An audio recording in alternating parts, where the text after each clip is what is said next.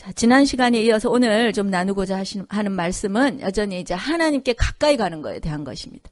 지난 시간에 우리 모두는 이제 하나님 앞에 가까이 갈 수 있는 자가 되었다 그랬죠. 이거 특권입니다. 예수님을 믿음으로 말미암아 우리가 이제 하나님께 가까이 갈 수 있는 자가 되었어요. 그리고 주님은 또 우리에게 가까이 오라고 명령하십니다. 그냥 가만히 널브러져 있는 게 아니라 주님 앞에 나아가야 돼. 적극적으로 나아가야 됩니다. 그게 주님의 명령이십니다. 그렇게 나아갈 때에 우리 주님께서 놀라운 생명의 능력을 우리에게 주시겠다. 그래서 그때 우리 보좌에서 흘러내리는 생명수의 강에 대해서 나누었습니다. 여러분, 올 한 해에 정말 우리가 주님 앞에 가까이 좀 가서 주님께서 이렇게 주시고자 하는 놀라운 생명수의 축복을 좀 다 받아 누리겠다. 이렇게 결단하셨을 줄 믿습니다. 아멘. 그러면 자, 어떻게 하는 것이 가까이 가는 것인가요? 네? 가까이 가고는 싶은데, 그쵸? 가야 되는 거 이제 알겠는데, 그러면 어떻게 하는 것이 가까이 가는 것이죠? 네. 성경에서 웬만한 질문의 답은 다 똑같습니다. 네. 말씀과 기도와 예배입니다. 믿습니까?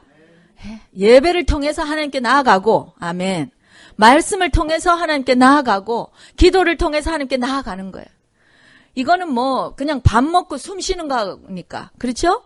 영의 호흡이요, 영의 호흡이다, 양식이다. 먹고 숨 쉬는 거예요. 너무나 당연한 거예요. 그러니까 웬만큼 이제 뭐 질문하면 항상 예배, 말씀, 기도 이렇게 답하시면 됩니다. 아멘. 다 알아요. 다 아는데 이제 중요한 것은, 그러면 아니 어떤 사람 근데 맨날 10년 동안 예배 나오잖아요. 그리고 또 말씀도 그래도 또 읽고 뭐 기도도 해요.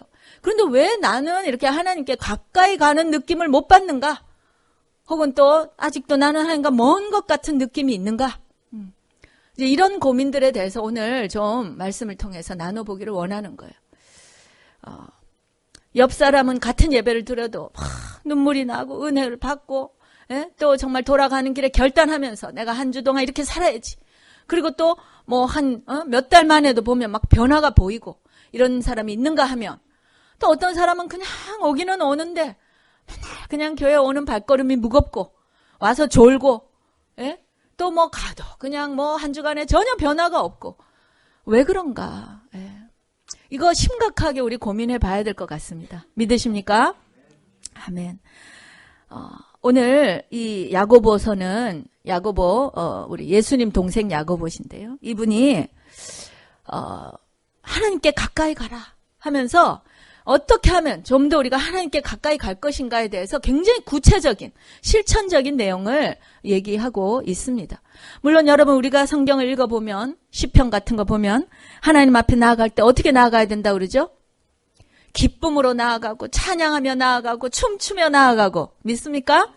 할렐루야 찬양하며 나아가고, 또 히브리서 11장 6절 우리 잘 외우는 말씀, 우리가 하나님께 나아가는 자는 어떻게 해요? 반드시 그가 계신 것과 그가 자기를 찾는 자에게 상 주시는 이심을 믿어야 할지니라.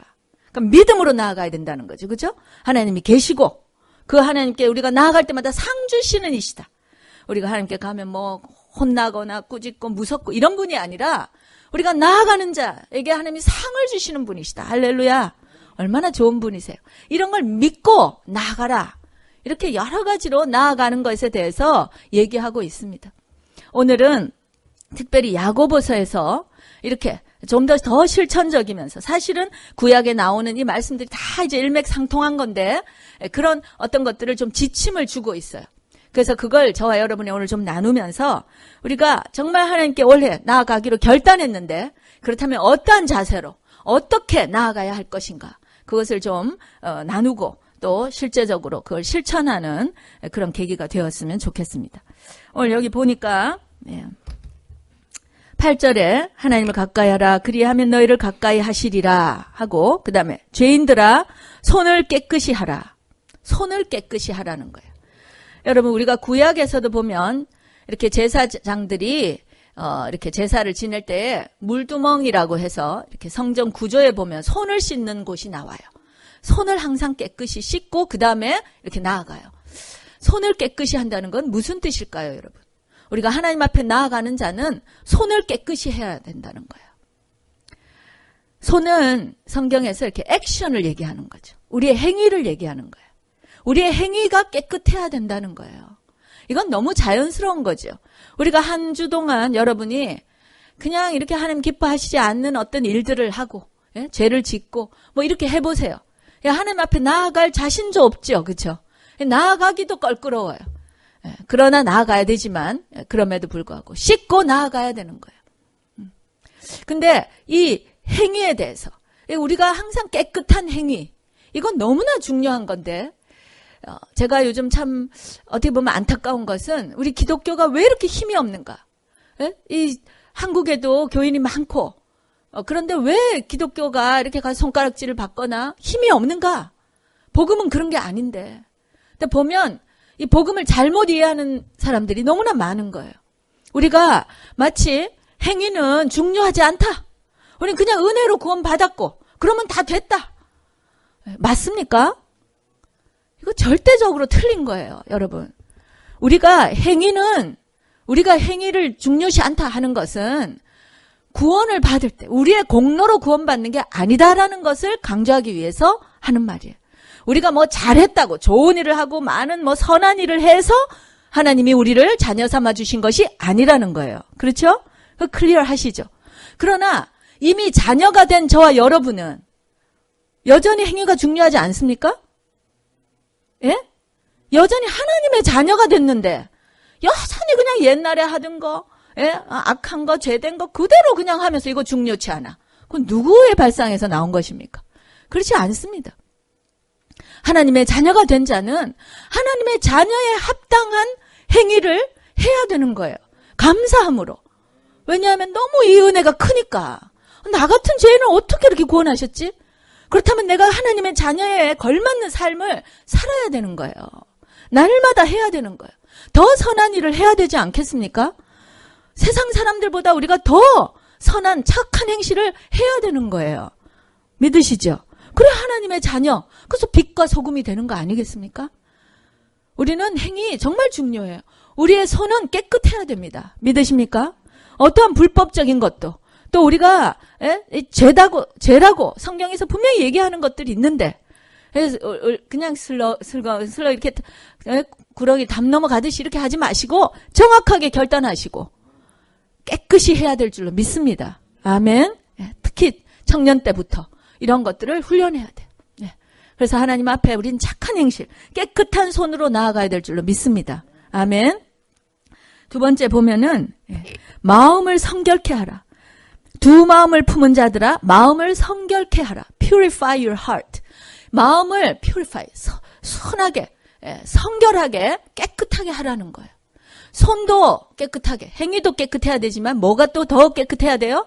마음이 깨끗해야 돼요. 하나님은 항상 이 행위와 마음이 항상 일치돼야 되죠. 그렇죠? 이게 일치되지 않는 사람들에게 위선자라고 예수님께서 굉장히 질타하시잖아요. 근데 우리의 행위와 마음이 같이 가야 돼요. 근데 여기 보면 두 마음을 품은 자들아. 그래서 우리가 지금 추구해야 될 이 마음과 두 마음, 이걸 비교해 봐야겠죠. 두 마음이 과연 무엇인가? 그럼 이 한 마음, 하나 된 이 마음은 도대체 퓨어한 이 마음은 무엇인가? 이 두 마음이 뭔지를 알면 그 반대니까 이해가 되죠. 우리가 구약 성경에도 이렇게 보면 하나님이 이 두 마음 가진 자를 굉장히 싫어하신다고 돼 있어요. 예수님도 위선자를 굉장히 싫어하신다고 그랬는데 이 두 마음을 먹은 자를 굉장히 싫어하신다. 그래서 이렇게 구약 성경에 두 마음 이렇게 해서 여러분 서치를 해보세요. 전쟁에 나아갔는데 두 마음을 품은 자들 하나님이 싫어하신다 그랬거든요. 전쟁에 갔는데 두 마음 품은 게 어떤 걸까요? 전쟁에 갔으면 어떻게 해요? 가기야 싫겠지만 일단 갔으면 그 다음에 어떻게 돼요? 이 적을 대해서 전력으로 싸워야 되는 거죠. 그런데 그게 이제 올바른 이 싸우는 자의 태도인데 이 전쟁에 갔는데 마음이 반은 집에 가 있고 아유 나 여기 괜히 왔어. 나 집에 가야 되는데 아유 나 딴 데 가야 돼. 뭐 이러면서 이게 마음이 안 돼요. 그러면 그 전력 전체의 이 군사들에게도 굉장히 해악을 끼치는 자가 되는 것이죠. 그렇죠? 그리고 또 어떤 걸 두 마음이라 하냐 하면 하나님 믿는다 해놓고 이제 우상을 섬긴다든지 세상과 버타는 거 이런 거 다 두 마음이라고 그래요. 아주 전형적으로 보여주는 두 마음이 바로 우리가 출애굽기를 읽으면 이스라엘 백성이 원래 이집트에서 노예였어요. 노예. 종살이 했어요. 벽돌 만들고 막 채찍에 맞으면서 이렇게 종으로 살던 자들이라는 거예요. 근데 하나님께서 그 조상들과 맺은 언약을 기억하셔서 그들이 잘해서가 아니라 그 언약 때문에 이 백성을 구원하시기로 마음을 먹으시고 구원하세요. 그런데 그건 10가지의 놀라운 기적을 통해서 이 백성들을 그 이집트로부터 빼내십니다. 그리고 마지막에는 그 놀라운 홍해, 바다를 갈라서 마른 땅으로 건너게 하시는 이 놀라운 기적을 통해서 이 백성들을 구원하십니다. 저와 여러분을 구원하신 것도 마찬가지예요. 다 이런 놀라운 기적 가운데 저와 여러분을 하나님의 자녀 삼으셨어요. 그런데 이렇게 이제 자녀 삼아진 백성들이 이제 이 광야에 와서 그들의 그 고을은 어디예요? 가야 될 곳은 젖과 꿀이 흐르는 가나안 땅이거든요. 가장 풍요로운, 가장 하나님의 어떤 그 정말 모든 축복이 있는 젖과 꿀이 흐르는 그런 가나안 땅이 그들의 목표의지예요. 데스티니예요. 근데 이제 그것을 가는 길, 거기가 이제 광야길인데, 이들이 거기를 가면서 어떻게 하냐 하면, 만나라고 하는, 하나님이 이게 정말 이 하늘에서 떨어지는 음식이에요. 이게 놀라운 음식이에요. 저도 나중에 주님이 오신 만나를 한번 꼭 먹어보고 싶어요. 근데 이 만나를 통해서 매일같이 일도 안 하고, 이렇게 먹여주셨는데도 불구하고, 나 고기가 먹고 싶어. 마늘이 먹고 싶어. 부추가 먹고 싶어. 저희도 이스라엘 갔더니 맨날 이렇게 도마도, 피망, 또 오이. 너무나 맛있어요. 그런데 열흘 동안 똑같은 걸 먹으니까, 짬뽕도 먹고 싶고, 또 순두부찌개도 먹고 싶고, 이런 거하고 비슷했던 것 같아요. 근데 이거를 하나님께서, 이제 영적인 얘기죠, 영적인. 근데 이들이 이렇게, 내가, 이 만나 참, 감사하긴 하지만, 이것만 맨날 먹으니까 지겹고, 이거 옛날에 노예살이 할 때 노예였지만 그건 기억도 안 하면서 그때 고기도 먹고 부추도 먹고 마늘도 먹었는데 우리 그럼 좀 돌아갈까? 이런 마음들. 지금 자기가 가야 될 데스티니가 어딘지를 읽고 아니면 거기에 대한 희망이 없이 옛날에 돌아가서 고기를 먹은들 그 종 아닙니까? 노예 아닙니까? 노예. 예? 아니 그까지 고기 때문에 노예로 다시 돌아가겠다는 게 말이 되겠어요? 그까지 부추 마늘 때문에 그 풍요로운 젖과 꿀이 흐르는 가나안 땅을 눈앞에 놓고 지금 돌아가겠다는 게 이게 말이 되는 얘기냐고요. 얼마나 어리석은 거예요. 이런 게 두 마음을 품은 자들이에요. 여러분 이거는 어리석은 거예요. 저와 여러분 가운데도 두 마음을 품은 자가 있다면 빨리 이 마음을 합하시기 바랍니다. 양다리 걸치기 하면 안 돼요. 예수 믿은 자들은 이미 홍해를 건넌 자들입니다. 믿으십니까? 우리는 돌아갈 수도 없고 돌아가지도 않을 것입니다.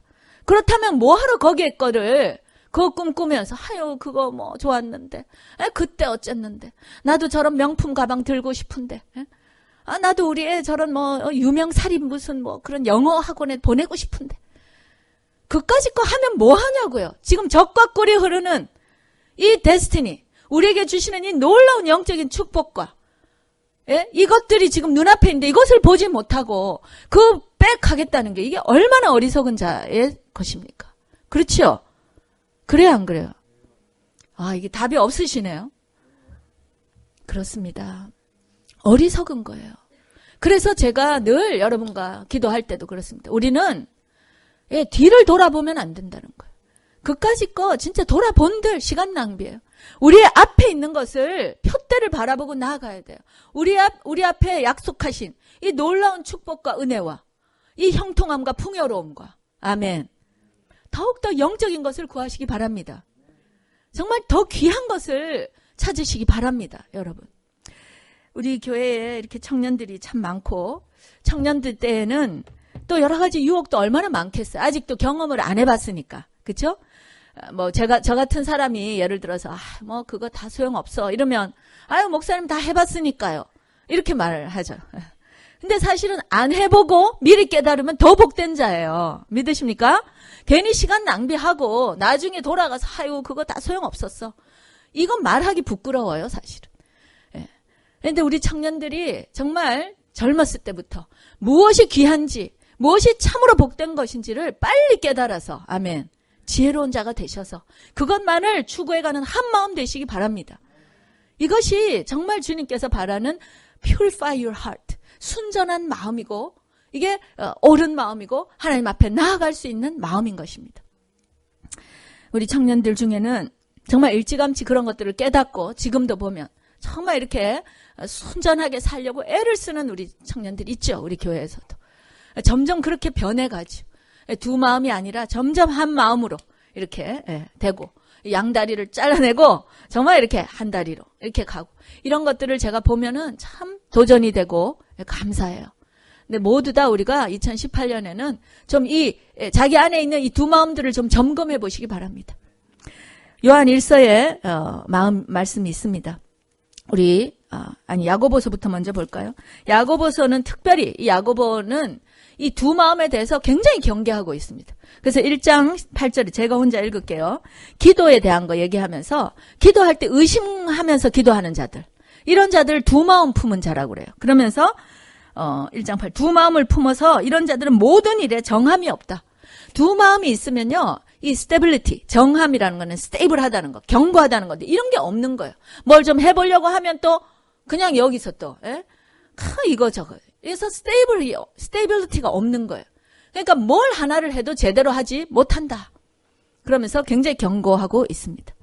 시편 119편 113편에도 보면 내가 두 마음 품은 자를 미워하고 주의 법을 사랑합니다. 이렇게 고백하죠, 시인들이. 크리스찬들 중에서 두 마음 품은 것이 가장 힘듭니다, 여러분. 차라리 안 믿는 게 낫고 믿는다 하면서 두 마음 가지고 세상과 버타면서 살려고 애쓰는 자들은 가장 정말 어떻게 보면 비참하고 힘든 삶이에요, 여러분. 빨리 정리하시기 바랍니다. 요한 1서 2장 15절에서 17절 말씀 우리 한번 읽어보기로 하겠습니다. 시작. 이 세상이나 세상에 있는 모든 것이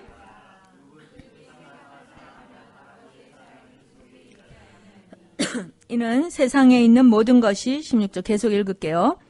모든 것이 육신의 정욕과 안목의 정욕과 이생의 자랑이니 다 아버지께로 쫓아온 것이 아니요 세상으로 쫓아온 것이라. 이 세상도 그 정욕도 지나가되 오직 하나님의 뜻을 행하는 이는 영원히 거하느니라. 아멘. 세상과 하나님을 섬기는 것이 같이 갈 수 없다는 것입니다. 믿으십니까? 빨리 한 마음 되시기 바랍니다. 그래서 이렇게 손을 깨끗이 하고 행위와 우리의 마음을 주님 앞에 순전한 마음으로 성결케 하는 것, 이것이 하나님 앞에 나아가는 굉장히 중요한 것이다. 시편 24편 3, 4절 우리 한번 또 한 목소리로 읽어보겠습니다. 시편 23편 3절과 4절 시작. 여호와의 산에 오를 자 누구며 그 거룩한 곳에 설 자가 누군고 곧 손이 깨끗하며 마음이 청결하며 뜻을 허탄한 데 두지 아니하며 거짓 맹세치 아니하는 자로다. 손이 깨끗하고 마음이 청결한 자, 하나님의 산에 그 거룩한 곳에 갈 수 있다. 아멘. 믿으십니까? 아멘. 반드시 그렇게 되시기를 예수님의 이름으로 축원합니다. 또 야고보서 그 다음 절에 보니까 9절에 보면 슬퍼하며 애통하며 울지어다. 슬퍼하고 애통하고 우는 자들이 그들이 하나님을 가까이 할 수 있다. 너희 웃음을 애통으로 너희 즐거움을 근심으로 바꿀지어다. 좀 이상하지 않나요, 여러분? 예수님을 믿으면 기쁘고 즐겁고 늘 감사하고 이래야 되는데 여기 보니까 어떻게 하라고요? 슬프고 애통하고 울어라. 무슨 말인가요? 이런 비슷한 말씀 우리 들은 적 있습니까? 예수님께서 팔복을 얘기하실 때 어떤 자들이 복이 있다고 그랬어요? 애통하는 자, 심령이 가난한 자, 애통한 자, 이런 자들이 복이 있다고 그러셨죠. 그것과 같은 거예요. 여러분, 이때 이 슬프고 애통하고 우는 거는 뭐 나에게 일어나는 여러 가지 상황이 슬프고 뭐 이런 게 아니에요. 이거는 나에 대해서, 나 자신을 돌아볼 때에 내가 얼마나 아직도 죄인인가? 내가 아직도 얼마나 부족한가? 이걸 볼 때에 이 말로 할 수 없는 애통함이 이게 있는 거예요. 여러분은 그런 적 없으십니까? 저는 애를 키우다가도 가끔씩 정말 제가 막 울었어요. 왜 우냐 하면 애가 너무나 사랑스럽고 이쁘지만 소위 천사 같지만 키우다 보니까 이 원치 않는 이 죄악들이 보이는 거예요. 그냥 가르치지 않아도 거짓말하고. 저 아들이 있는데 이런 얘기해서 미안하지만 이건 이 아들만의 얘기가 아니겠죠? 모든 인간의 그걸 보면서 제가 우리 모두가 얼마나 죄인인가 다 아는 거예요. 우리 여기 꼬마들 얼마나 예뻐. 예? 쌍둥이들이 얼마나 예뻐요. 그런데도 무슨 그 의자 똑같은 건데 그 빨간 의자에 서로 앉겠다고 막 소리를 지르면서 막 울면서 예, 그게 아이들만의 이야기일까요? 저와 여러분의 우리는 이제 겉으로 이렇게 잘 커버업 해가지고 아닌 척하고 있어서 그렇지 우리 안에도 똑같은 거예요. 그 아이들에게 그냥 드러나는 우리의 모든 죄성들을 보면서 이거 애통할 수밖에 없는 거예요, 여러분. 이것이 돼야 됩니다. 제 안에도 아직도 얼마나 정말 더러운 것들, 악한 것들, 완악한 것들 주님이 보시면 얼마나 정말 싫어하실 것들이 내 안에 가득한지 이것을 볼 때에 우리가 애통해야 되고 슬퍼하고 정말 찢어지는 마음으로 눈물 흘려야 되는 것입니다. 여기서도 뒤에도 보면 웃음을 애통함으로 바꿔라. 즐거움을 근심으로 바꿔라. 이때 이 웃음, 즐거움은 이렇게 기뻐서 이런 게 아니라 이 웃음이란 이 단어가 제가 이게 무슨 뜻일까 싶어서 찾아보니까 이 전체 신약 성경에 한 번 쓰인 단어인데 이것은 그냥 이렇게 기쁜 게 아니라 뭔가 이렇게 자기의 탐욕이나 어떤 자기의 그런 욕심을 채우면서 하하하 이렇게 웃는 그런 거 있죠. 이런 웃음인 거예요. 이런 것들을 예? 슬픔으로 바꾸라는 거예요. 그런 걸 볼 때마다 내가 이렇게 죄인이구나를 깨닫고 다시 한번 회개의 자리로 나아가라. 바로 이 말씀인 것입니다. 하나님께 나아가는 자는 반드시 자기의 죄에 대한 애통함과 회개함을 가지고 나아가야 될 줄로 믿습니다. 아멘. 그런데 또 질문이 있죠. 아니 예수 믿으면 이제는 참 자유와 기쁨이 있는데 왜 우리가 맨날 이렇게 슬프고 울고 애통 또 해야 되는가? 그래서 그걸 이제 발전시킨 자가 이단이에요. 이단 교주들이 그런 말 하죠. 뭐하러 우리가 예수님 때문에 이제 구원 받았는데 이 교회 와가지고 또 울고 회개하고 맨날 왜 그러냐고. 이제는 그런 거 하지 마시라고. 마음껏 그냥 자유롭게 예? 죄 지어도 괜찮으니까 마음껏 지내라고. 이런 거 있습니다. 그러면서 조이 무슨 이런 거 있어요. 박옥수 이런 사람들 있습니다. 절대로 여러분 헷갈리시면 안 됩니다. 예수님께서 이 부분에 대해서 분명하게 가르쳐 주셨지요. 베드로의 발을 씻기실 때 이제 막 이렇게 예수님이 발을 씻기려고 하니까 베드로가 뭐라 그랬어요? 아니 선생님 어떻게 주님이 제 발을 씻기십니까? 씻기시면 안 됩니다. 이렇게 하니까 이거 안 씻기면 너하고 나하고 상관이 없어진다. 상관이 없어진다. 이 관계를 말하는 거예요. 그죠? 그랬더니 또 베드로가 오버하지요. 그죠? 그러면 나 몸 다 씻어주세요. 목욕시켜 주십시오. 그랬더니 주님이 뭐라 그래요? 목욕한 자는 다시 씻을 필요 없다. 발만 씻으면 된다. 이것이 바로 우리가 예수 그리스도를 믿고 그분의 십자가에 의지해서 하나님의 자녀가 되는 사건. 이것이 목욕하는 거예요. 그죠? 우리가 침례 받을 때 물에 들어갔다 나오면서 선포하고. 이거예요. 그런데 그럼 목욕 한번 했다고 발이 안 더러워집니까? 우리 그러면 다 깨끗해집니까? 아니잖아요. 날마다 또 짓는 죄들이 있어요. 근데 이런 죄들에 대해서 그냥 내버려 두면 안 된다는 거예요. 발을 날마다 씻어야 된다는 거예요. 그래야 예수님과 관계가 있어진다는 것입니다. 믿으십니까?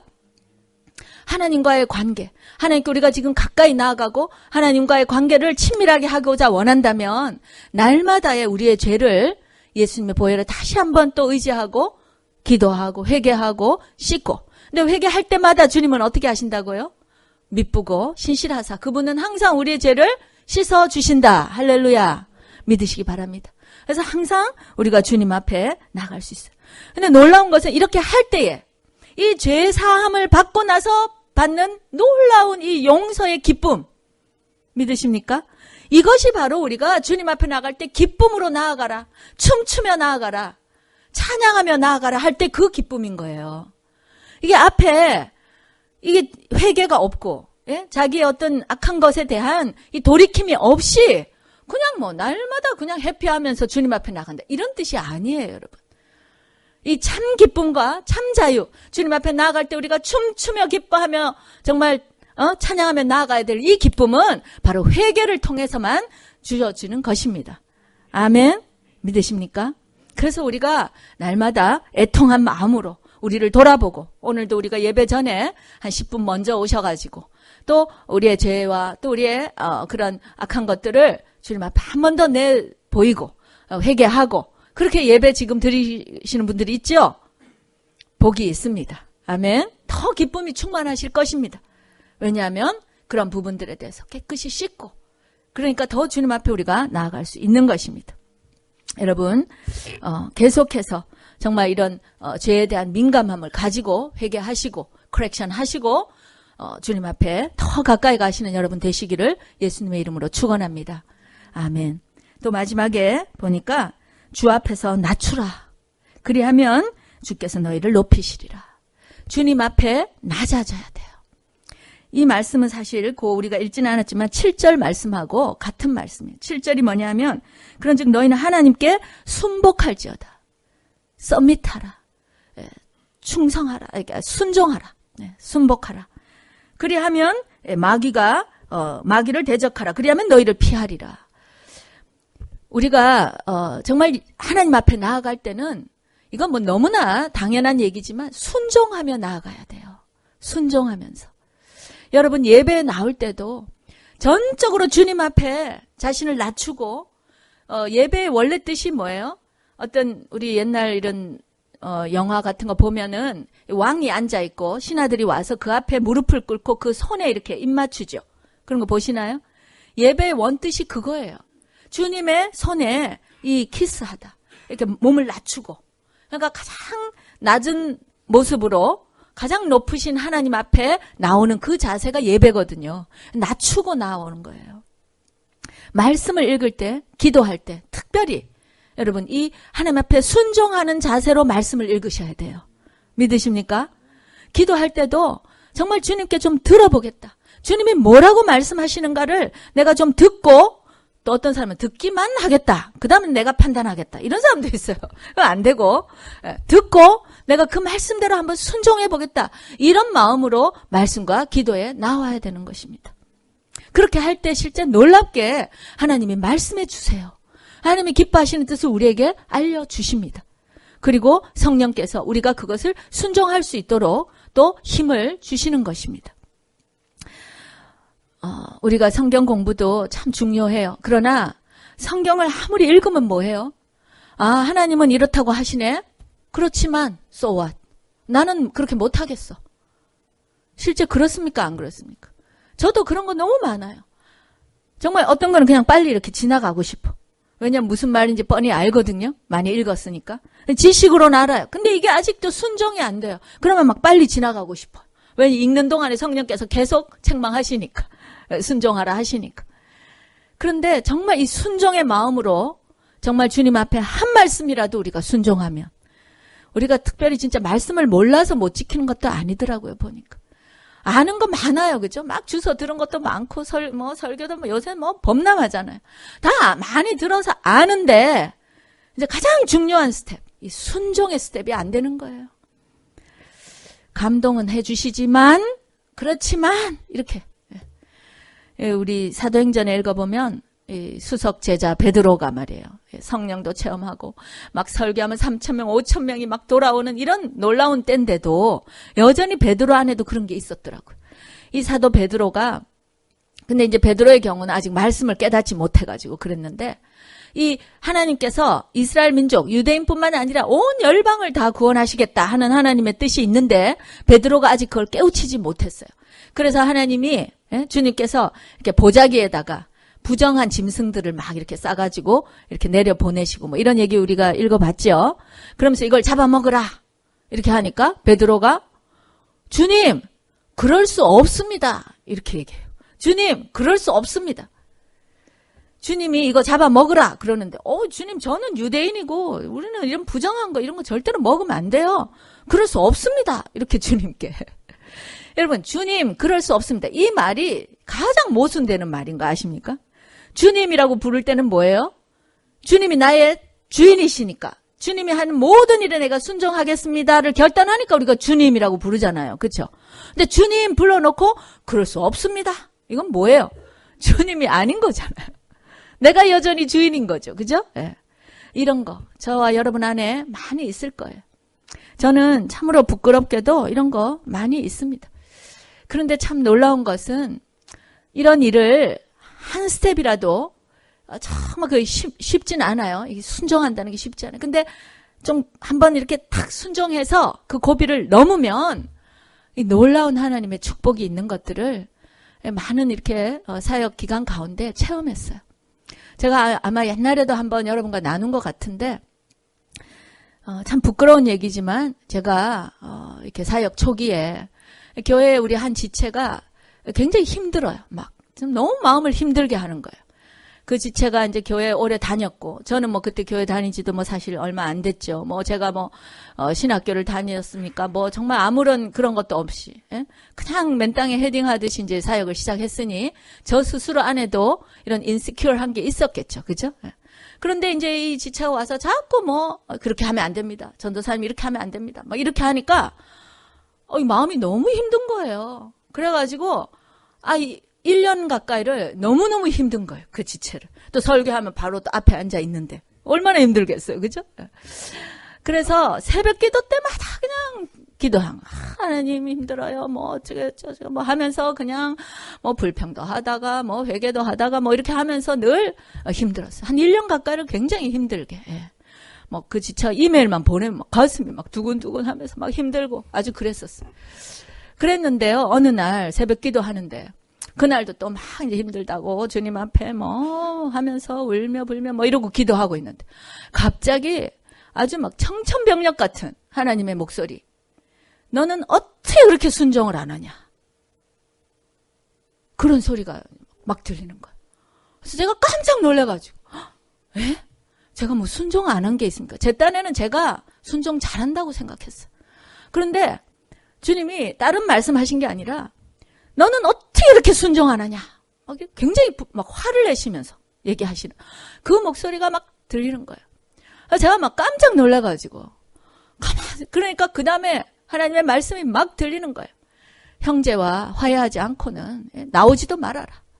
형제를 내 몸같이 사랑하라. 뭐 하여튼 형제를 사랑해야 된다는 그 말씀들이 막 계속해서 성령께서 저에게 막 말씀을 하시는데 제가요 정말 주님 앞에 너무너무 죄송하고 그때 정말 그 회개의 영에 휩싸여서 진짜 회개하며 기도했어요. 제가 보니까 맨날 설교도 했죠. 가르쳤죠. 그런데도 그 쉬운 말씀 형제를 사랑하라는 그 말씀 하나를 못 지키고 있는 거잖아요. 순종을 못 하겠는 거예요. 사랑해야 되는 거 머리로는 아는데 실제 하려고 하니까 너무 억울하고 막 신경질 나고 막 짜증 나고 힘든 거예요. 그래가지고 그거를 못 하고 있는 거예요. 여러분 사랑이라는 게 뭐예요? 예뻐서 사랑하는 거 아니라고 그랬잖아요. 의지적인 사랑 아닙니까? 정말 내가 사랑하겠다 결단하라는 거예요. 주님께서 그게 순종이라고 말씀하시는 건데 또 그렇게 가르쳤는데 실제 제가 그거를 못했던 거예요. 근데 그날 그 사건 이후로 제가 정말 이제 내가 순종하지 못했구나. 그러니까 형제를 사랑하지 못했던 그 근원이 주님께 순종하지 못했던 거더라고요. 결국은. 그래서 제가 회개하고 근데 그렇다고 또 그 형제랑 이렇게 회개하고 뭐 화해하기가 쉽진 않죠. 이제는 이제 실제적으로 해야 되는 일인데 쉽지 않았어요. 그러나 그때 성령님께서 정말 능력을 주시고 힘을 주시라고 기도하면서 그래서 결국은 만나서 정말 제가 용서를 구했어요. 형제야, 정말 내가 미안하다. 내가 너를 사랑하고 정말 인도해야 될 목자가 양을 이렇게 미워하고 사랑하지 못했다. 그러니 얼마나 넌들 힘들었겠냐. 너무 내가 미안하다. 정말 그러면서 회개하고 그랬더니 또 이 지체도 또 뭐 본인도 얼마나 교회를 사랑하는 다 형제들이고 자매들이에요. 그러나 뭐 태도나 이런 건 뭐 우리가 다 불완전하고 연약할 수 있잖아요. 서로 끌어안고 정말 회개하고 서로가 정말 미안하다 용서. 그리고 서로 정말 사랑하기를 결단하고 그러고 나니까요. 정말 이건 저만이 알아요. 주님께서 우리 교회를 축복하시더라고요. 교회 부흥이 와요. 할렐루야. 목회자 한 명이 회개하고 하나님 말씀에 순종하니까 이 교회가요, 바뀌는 거예요. 가정도 마찬가지일 거예요, 여러분. 가정에서도. 저와 여러분 한 사람이 하나님 말씀에 순종하면 거기에 있는 모든 그런 저주들이 끊어지는 거예요. 마귀가, 우리가 마귀를 대적할 때 어떻게 합니까? 사단아 물러가라, 예수 이름으로 명하노니 물러가라, 물러가라. 아무리 해도 자기가 여전히 하나님께 가까이 있지 않으면 사단이 우리를 뭘 무서워하겠냐고요. 그렇죠? 근데 여기서 보면 마귀를 대적하는 이유는 딱 한 가지, 대적할 수 있는 방법은 딱 한 가지예요. 하나님을 가까이 하라. 하나님께 순종하라. 믿으십니까? 내가 순종함으로 하나님께 가까이 가면 그때는 내가 마귀야 물러가라 이러면 마귀가 나를 보고 물러가는 게 아니라 내 바로 옆에 계시는 하나님을 보고 우리 주님을 보고 두려워서 피하는 줄로 믿으시기 바랍니다. 이래서 우리는 승리할 수 있는 거예요. 결국은 순종이 키더라고요. 모든 축복에 순종이 키입니다. 하나님의 말씀에 순종할 때 정말 여러분 결코 손해보지 않습니다. 믿으십니까? 절대 우리를 나쁘게 하지 않으세요. 네. 하나님의 말씀을 순종할 때에 기도 막혔던 것들이 풀려집니다. 마음에 있던 이 아픔, 억울함, 앙금 다 풀어집니다. 할렐루야. 사단을 대적할 수 있습니다. 승리할 수 있습니다. 순종할 때 놀라운 축복이 옵니다. 하나님을 가까이 하게 됩니다. 믿으십니까? 아멘. 결론을 맺겠습니다. 여러분 우리는 하나님께 나아가야 돼요. 예배를 통해서, 말씀을 통해서, 기도를 통해서. 그러나 태도가 더 중요해요. 그렇죠? 어떻게 갈 것인가. 행위 중요합니다. 깨끗한 행실, 착한 행실, 선한 행실. 마음 자세 너무 중요합니다. 깨끗한 마음. 오직 정말 주님 앞에 주님만을 바라는 이 퓨어한 마음, 섞이지 않는 마음, 두 마음, 세 마음 이런 거 아닙니다. 한 마음으로 올곧은 마음으로 주님 앞에 나아가야 됩니다. 그리고 나의 죄에 대한 애통함 그것을 가지고 계속해서 회개하며 주님께 의지하며 나아가야 합니다. 그리고 말씀을 읽을 때 또 기도를 통해서 주님의 말씀을 들을 때 반드시 순종해야 합니다. 순종하지 않으면 변화 없습니다. 순종하지 않으면 100년 다녀도 축복받지 못해요. 변화받지 못합니다. 지식만 가지고는 교만해집니다. 말씀을 읽으면 읽은 만큼 반드시 순종해서 정말 그것이 우리에게 삶으로 드러나고 주님께는 영광이 되어지는 그런 2018년이 되기를 예수님의 이름으로 축원합니다.